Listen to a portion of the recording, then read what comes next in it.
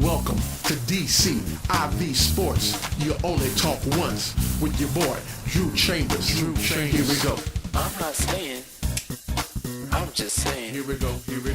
I'm not saying, I'm just saying. The journey starts now. Howdy, it's your boy DCIV, up close and personal.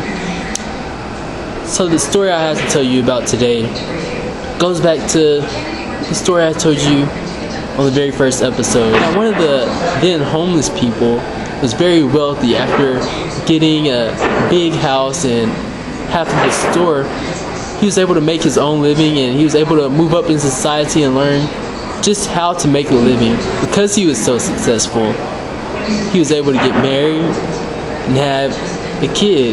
Now, he had a son, and this son enjoyed every bit of the things that his father was able to give him. Now, there came a time in the land where nobody could get by, that it was just hard for the whole country.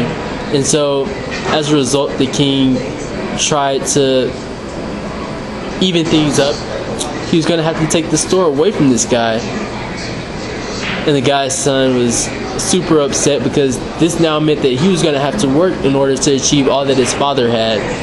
And he just got so upset and declared that he hated the king so much that he decided that he was going to try to start a rebellion against the king. And as the son wanted to start a rebellion, his dad had to sit down and have a talk with him. And when he sat his son down, he explained all the things that had happened and how he was once homeless but rescued by the king. And that if it wasn't for the king, he wouldn't have any of the possessions that he had, and he wouldn't even know how to work to get it.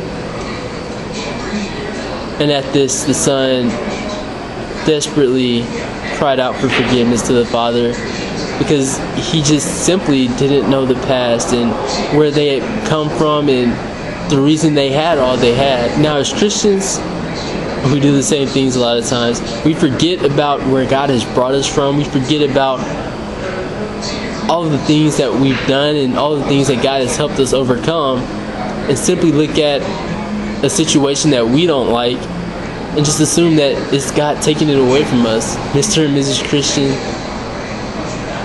be not afraid. God is with you. God is with you, and God is for you.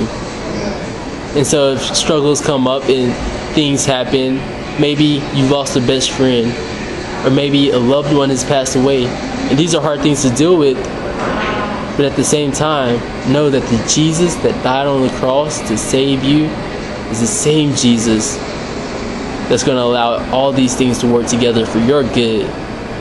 I'm not saying, I'm just saying. Your boy, Drew Chambers. Here we go. I'm not saying, I'm just saying. Here we go. I'm not saying, I'm just saying.